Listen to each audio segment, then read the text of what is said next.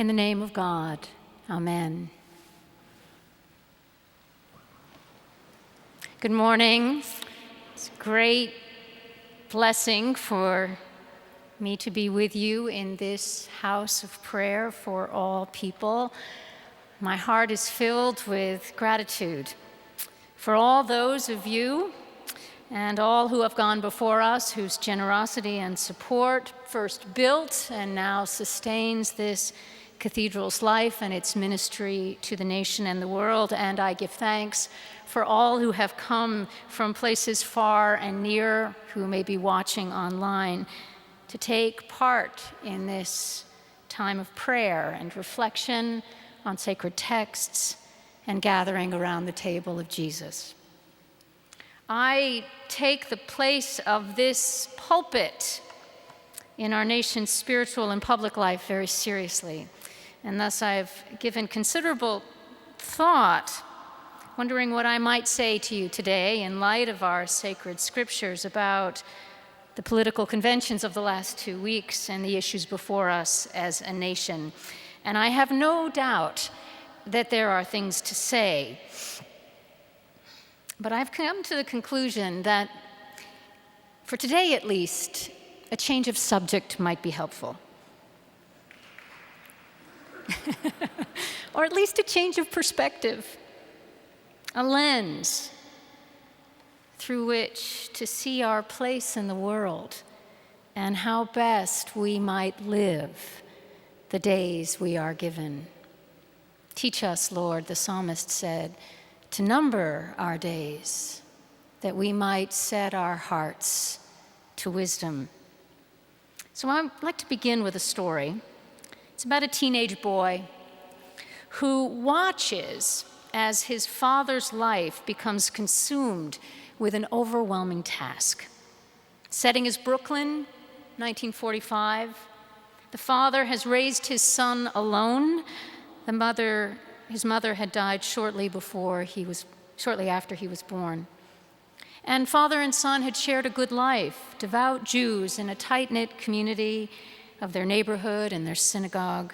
And of course they had known suffering, real suffering, both personally and in light of the cataclysmic events of their day, most notably the war in Europe, the progress of which they followed closely in the newspapers and on the radio.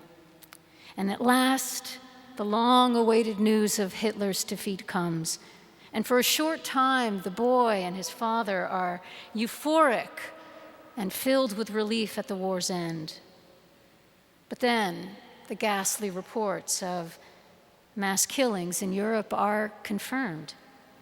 And with Jews throughout the world, the father and son are yet again overwhelmed by grief. And the father, as a university professor, decides that the Jewish people can no longer wait for their Messiah to come. They must take matters into their own hands, he tells his son. And he spends more and more time away from home now, dedicating his life to the establishment of a Jewish homeland.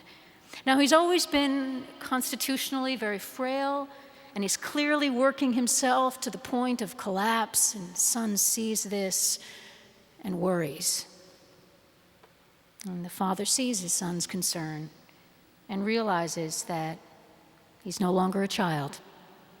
And so over a cup of tea one evening, he speaks from his heart and says to his son, human beings do not live forever.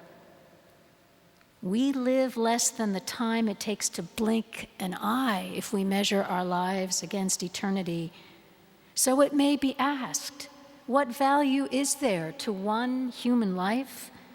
There's so much pain in the world. What does it mean to have to suffer so much if our lives are nothing more than a blink of an eye? But I learned a long time ago, he said, that a blink of an eye in itself is nothing. But the eye that blinks, that is something. A span of life can be nothing. But the man who lives that life, he is something, and he can fill that tiny span with meaning.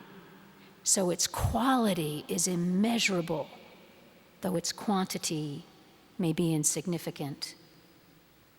But a man must work to fill his life with meaning. Meaning is not automatically given, and it's hard work. A life filled with meaning is worthy of rest, he said, and I want to be worthy of rest when I'm no longer here. Do you understand what I'm saying to you? And his son nodded.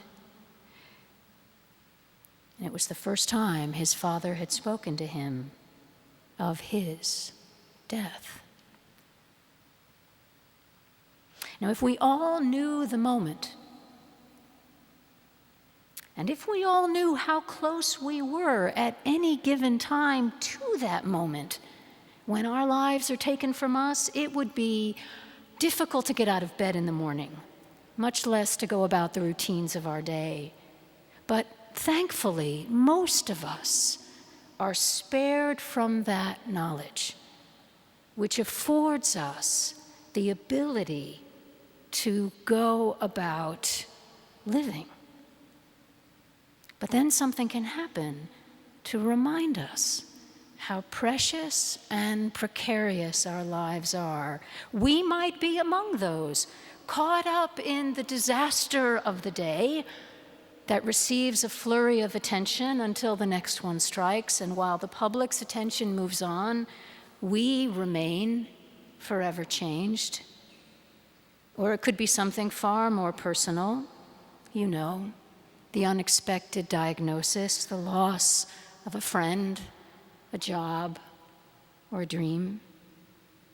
Everything and anything can be taken from us in an instant. We all know this, but we can't really know it, can we, until it happens? And even then, the reality is too much to hold for long. And what can we possibly say in the face of the truth we all conspire to forget as we live?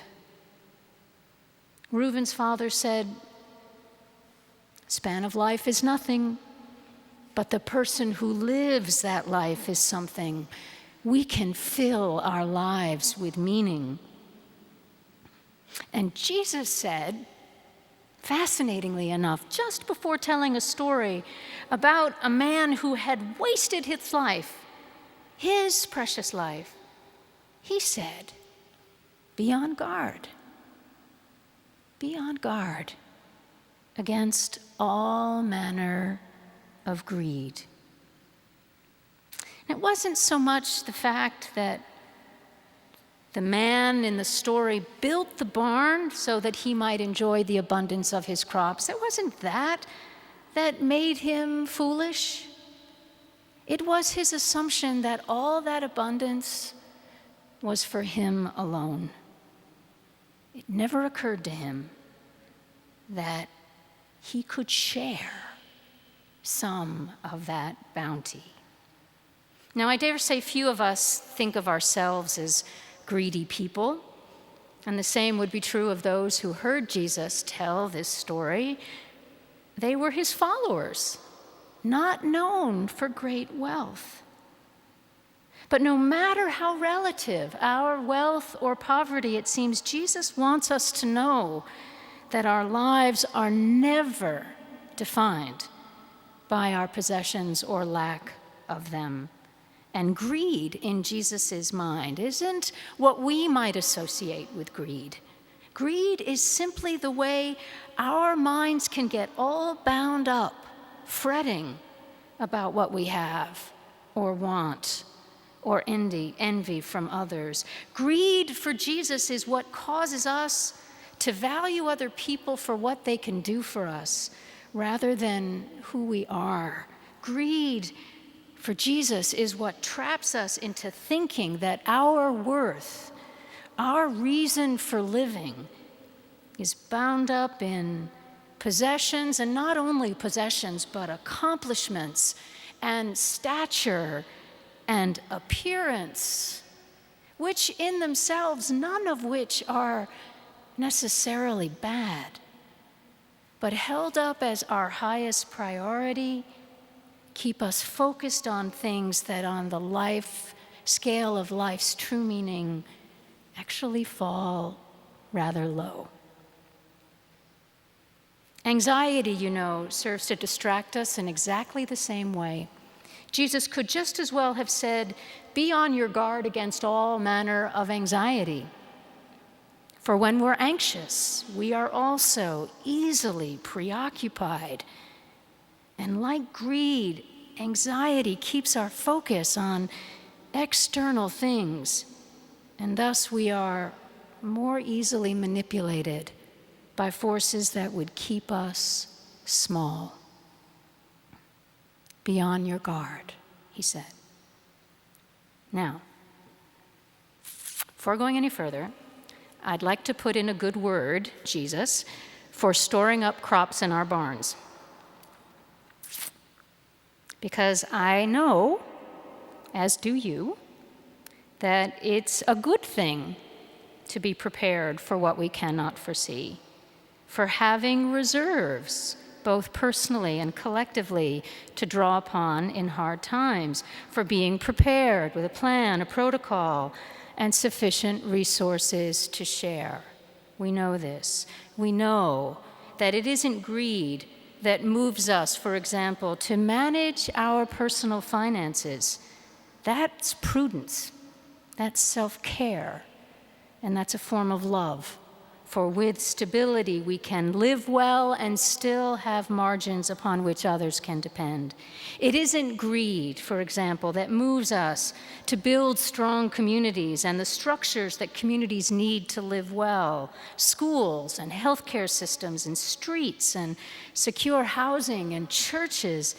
That, too, is a form of love, the most forward-thinking kind of love that anticipates needs and determines to meet them in advance, ensuring that one generation can take for granted what another sacrificed mightily to achieve. There's a difference between love and greed, between love and anxiety. And the difference is that what we have is ready to be given away when needed. You fool, the man, God says to the man who built his barn, and your abundance wasn't just for you, it was for you to share. And now that your life is asked of you, others will have what you have collected. But what you missed, dear man, was the joy of sharing, the joy of giving, the joy of seeing on another person's face their need met from your abundance. Who among us wants to face that end of life sorry that we didn't spend everything on ourselves?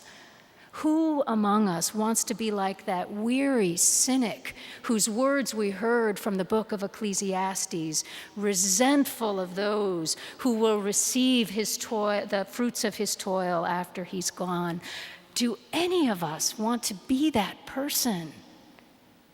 No.